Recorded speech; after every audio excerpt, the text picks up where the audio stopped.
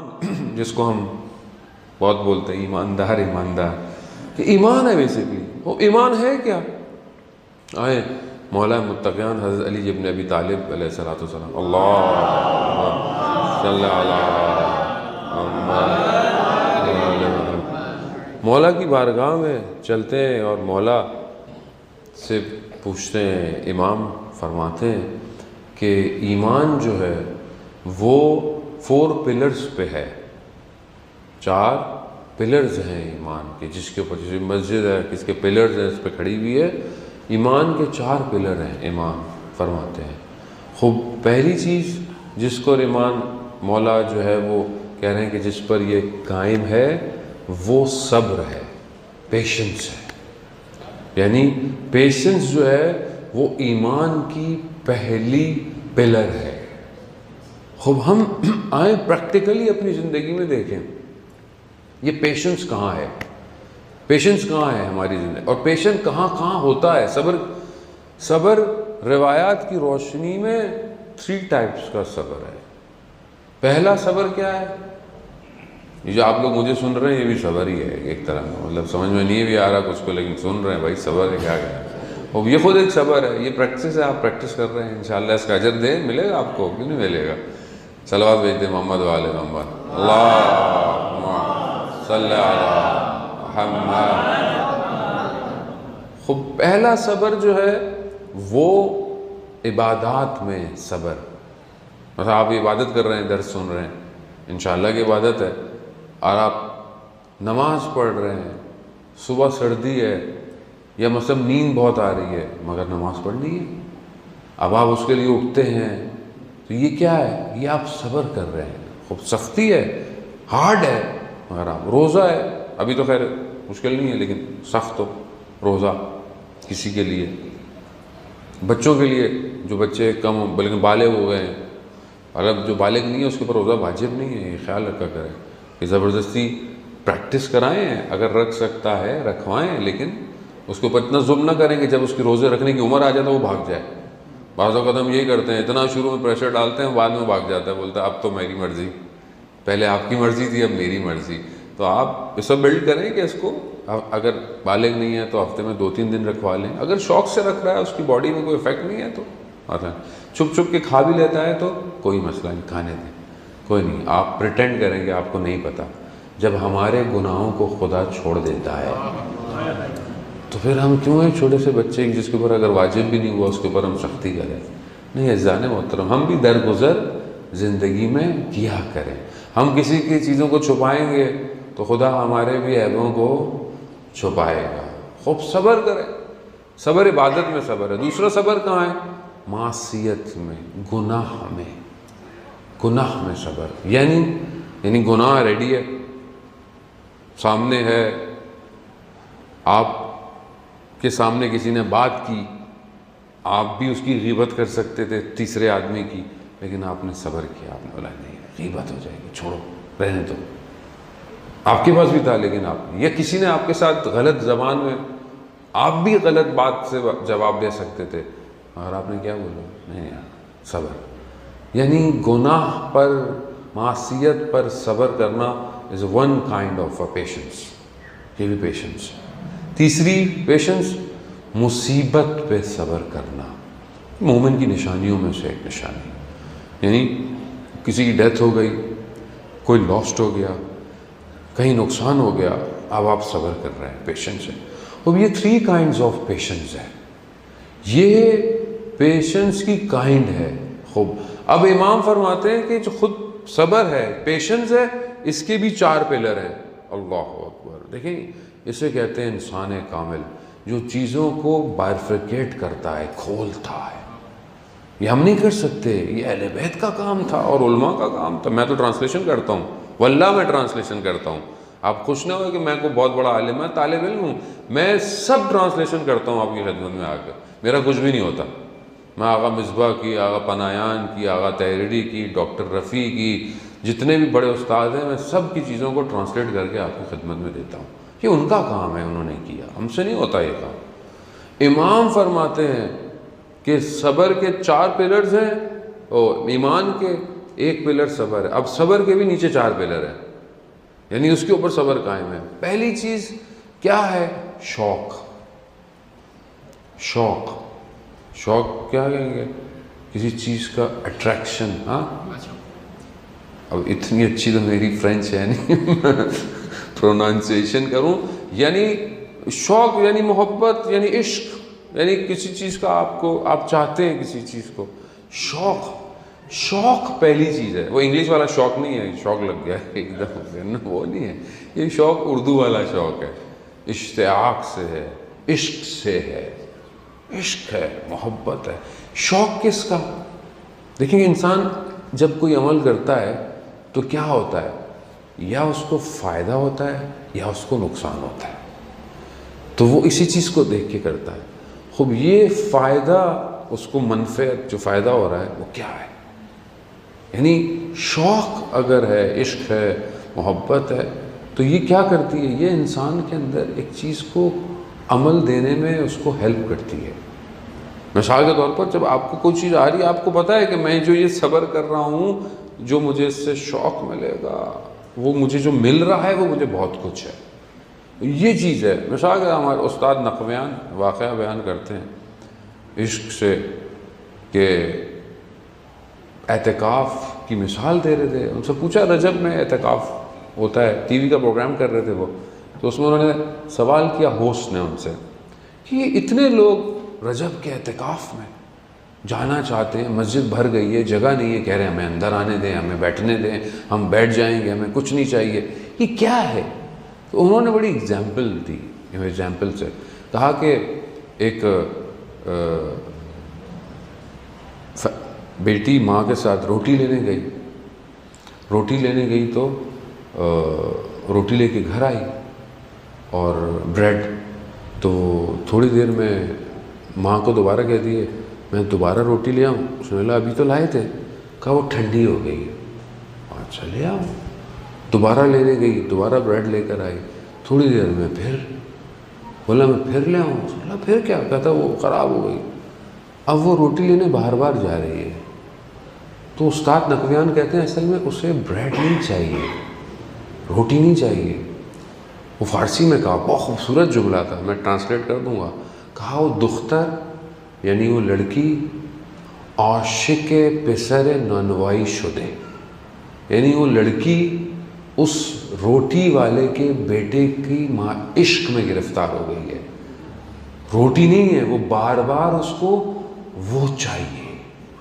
کہا یہ جو مسجد میں بیٹھنا چاہ رہے ہیں اصل میں یہ عاشق ہو گئے ہیں پروردگار کے. یہ جو بار بار کہہ رہے ہیں ہمیں جگہ دے دو, ہمیں بیٹھ دو, یہ شوق.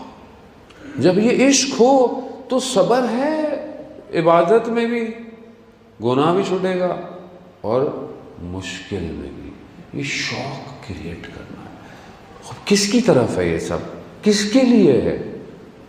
کون ریوارڈ دے گا صبر کا؟ میں دوں گا, آپ دیں گے؟ نہیں, اس نے دینا ہے. تو اس سے عشق کریں, اس سے جڑیں, پھر ہم اس کی بارگاہ میں جائیں. خوب انسان جب اس کی بارگاہ کی طرف جاتا ہے وہ پھر عجیب عشق ہو جاتا ہے. پھر آدمی ایک جملوں سے چینج ہو جاتا ہے, ایک لفظ سے چینج ہو جاتا ہے. آدمی ساری زندگی سوچتا ہے ہم نے اتنی کتابیں پڑھ لی, ہم نے اتنا کچھ کر لیا. اس نے شاید ایک لفظ سنا, وہ عاشق ہو گیا, وہ اسی ایک جملے کے عشق میں گرفتار ہے. ہم بھی اپنی زندگی میں دیکھیں عزیزان محترم, میں کس چیز سے عشق کرتا ہوں, تو میں اپنے اس عشق کو ڈائیورٹ کروں اس عشق حقیقی کی طرف. یعنی انسان بعض اوقات خود میں اپنی اولاد سے عشق محبت کرتا ہوں. کیوں کرتا ہوں؟ پروردگار تیری وجہ سے, تو نے دیا ہے. اپنے اس محبت کو اوپر لے کے جائیں. وہ یہ نہ بولے مرد کہ مجھے سب سے محبت ہے, اور آپ کی زوجہ بولیں کہ بس سب سے محبت نہیں کریں, آپ مجھ سے محبت کریں خالی. بولے نہیں, یہ سب خدا کی مخلوق ہے, میں اس لیے سب سے محبت کرتا ہوں. کیونکہ مرد کے پاس بہانے بھی بڑے ہوتے ہیں. تو یہ نہ ہو, ورنہ کل سے جو ہے وہ آپ کی محبتوں کا جواب گھر میں کسی اور طریقے سے ملے گا. تو آپ بہتر ہے جہاں اصل محبت ہے آپ اپنی ڈائمنشن اور اٹریکشن کو اسی طرف قائم رکھیں. عزیزان محترم, جو انسان حقیقی رشتوں سے محبت بناتا ہے وہ کھوکھلے رشتوں سے نہیں بنتی ہے. جب اسلام اگر کسی رشتے کو حقیقی دے رہا ہے، یہ رشتے آپ کو پروردگار کی طرف لے کے جانے کے لیے ہیں، یہ رشتے آپ کو اللہ سے دور کے لیے نہیں ہے۔ اس لیے انسان یعنی واقعاً جو مومن کی روایات میں، مومن اپنے گھر میں جب کھانا یا کچھ کرتا ہے تو اپنے گھر والوں کی بھوک کے حساب سے کرتا ہے، منافق اپنے حساب سے گھر والوں کو کھانا دیتا ہے۔ لیکن روایات میں کہ اگر گھر والے دین یا اسلام کے خلاف جا رہے ہوں تو آپ پھر وہاں ان کو سمجھائیں، نہ کہ سختیاں دوسری طریقے سے بولیں۔ وہ خدا کی بارگاہ میں خدا کو پسند نہیں ہے، اس لیے ہمیں بھی یہ پسند نہیں ہے۔ خوب یہ پہلی چیز ہے، پہلا پلر ہے۔ دوسرا اس کا بالکل اپوزٹ ہے اس شوق کا، اور وہ اس کی بالکل اپوزٹ، اور وہ کیا ہے؟ وہ خدا سے ڈرنا، خدا سے پرہیزگاری، کہ جہاں انسان کو شوق، محبت، اٹریکشن ہے، وہاں پر دوسری چیزوں سے اسی کی خاطر ریپلشن ہے۔ بالکل اس کا بول، جب آپ ادھر اٹریکٹ ہو رہے ہیں تو ظاہر ہے دوسری طرف سے دور ہو رہے ہیں، گناہ سے دور ہو رہے ہیں، برائیوں سے دور ہو رہے ہیں۔ یہ بالکل اپوزٹ ہے، یہ دو پلرز ہیں، یہ دو پلر ہونے۔ تیسرا پلر زہد ہے، یعنی زہد یعنی دنیا کو ترک کر دینا۔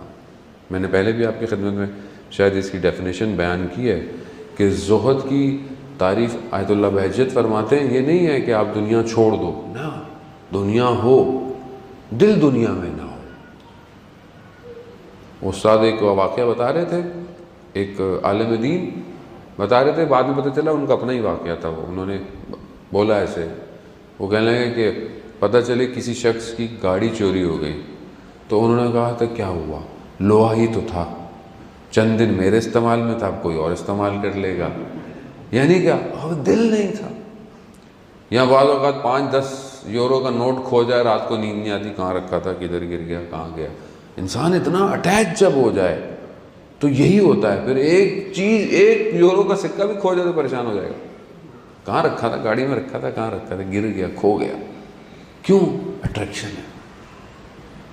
دل متاع دنیا میں ڈوبا ہوا ہے، باہر نہیں نکل رہا۔ ایک چیز دیکھی، دل پہ لگ گئی، اب ہٹ ہی نہیں رہی ہے، کیونکہ دل دنیا میں ہے۔ اگر دل آخرت میں ہوتا، بڑی جلدی سے اندر کا ربڑ باہر نکلتا اور ڈیلیٹ کر دیتا اس کو۔ یہ پاور ہے، انسان کے پاس پاور ہے۔ کیوں؟ کیونکہ دل دنیا میں نہیں ہے۔ عزیزان، زہد کی تعریف یہی ہے۔